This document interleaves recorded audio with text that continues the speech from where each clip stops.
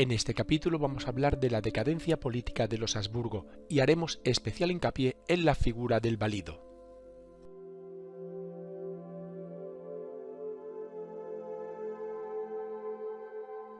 En la primera parte hablaremos de unos datos genéricos como recordatorio de quién era la familia de los Habsburgo, un resumen general y explicar el auge y el declive de esta familia.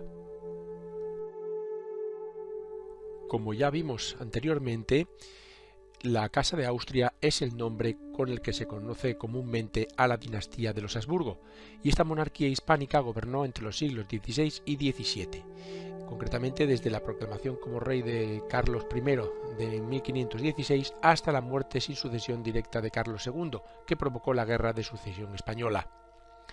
Y tiene dos grandes etapas, los Austrias mayores y los menores. Los mayores son Carlos I y Felipe II. En esta época España fue la mayor potencia de Europa y del mundo conocido. La herencia territorial de Carlos I, procedente de los Habsburgo, los Países Bajos y condados de Borgoña, y también de la otra parte de su familia, los Trastámaras, la corona de Aragón y Castilla, junto con la conquista de América, conformó la base de lo que se conoció como el Imperio Español. Y los Austrias menores, que fueron Felipe III, Felipe IV y Carlos II, estos tres reyes, a esta época también se la conoce como el siglo de oro de las artes y las letras. Estamos hablando de un periodo de decadencia en el que se perdió la hegemonía europea y se entró en una profunda crisis económica y social, concretamente en la segunda mitad del siglo XVI. Allí España cedió la hegemonía europea a la Francia de Luis XIV. Como resumen y a grandes rasgos, podemos decir que durante esta época todo se hizo mal, tanto a nivel económico, social o político. Y vamos a ver en una tabla comparativa el siglo XVI y el siglo XVII. El siglo XVI, recordemos, es de los Austrias mayores y el XVII el que vamos a estudiar, de los Austrias menores. La situación general en el XVI fue de auge y en el XVII de declive. Los gobernantes del XVI fueron Carlos I y Felipe II, y del XVII fueron Felipe III, Felipe IV y Carlos II.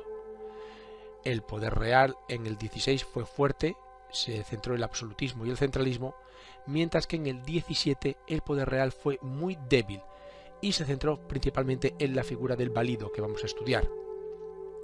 A nivel geográfico, en el primer siglo XVI hubo una expansión por Europa y América, mientras que en el XVII se empezaron a perder territorios ya por toda Europa.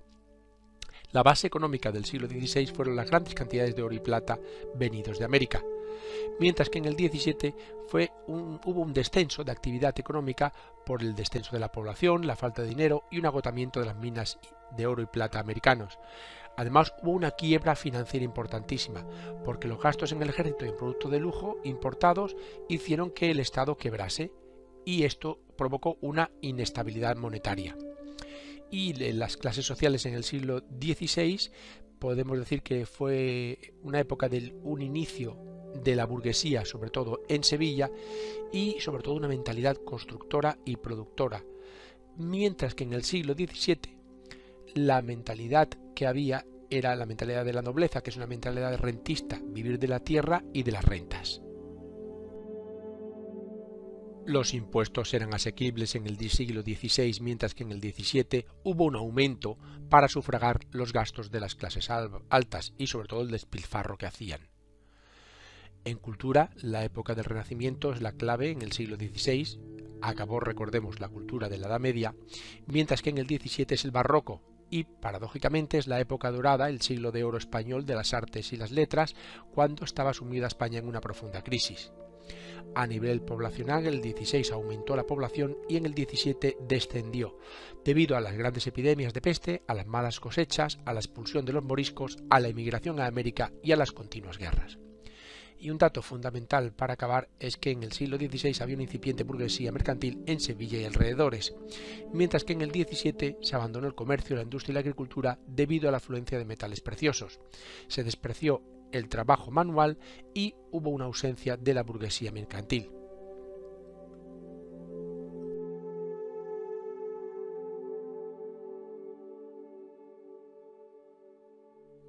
Y en la segunda parte hablaremos de la decadencia política, sobre todo de la debilidad de la monarquía y de los válidos, que vamos a explicar qué era la figura del válido y los reyes que hubo y sus principales válidos.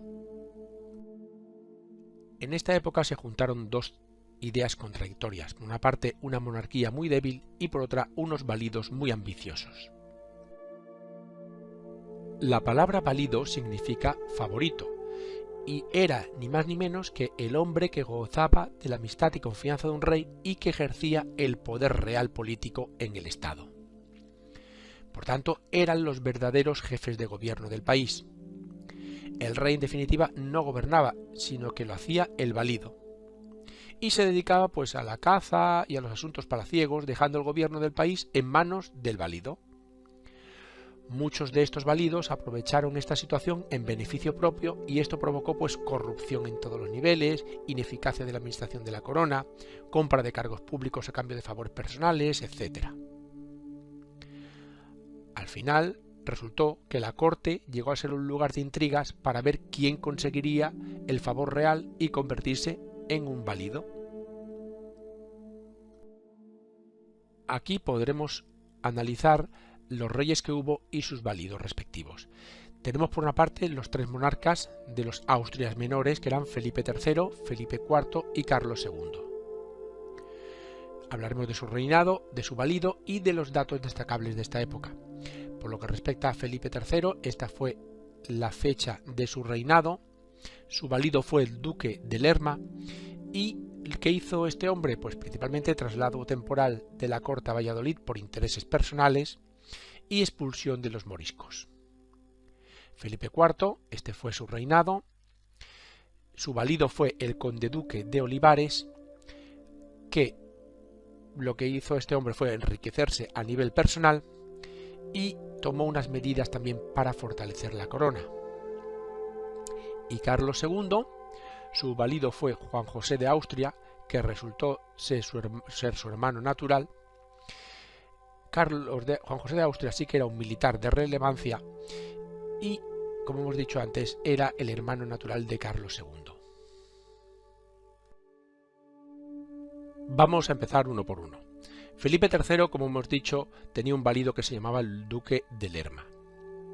Fue el hombre más poderoso del reinado de este rey, de Felipe III, y se hizo inmensamente rico debido al tráfico de influencias, la corrupción, la especulación de terrenos y la venta de cargos públicos. Vamos, toda una joya el tío.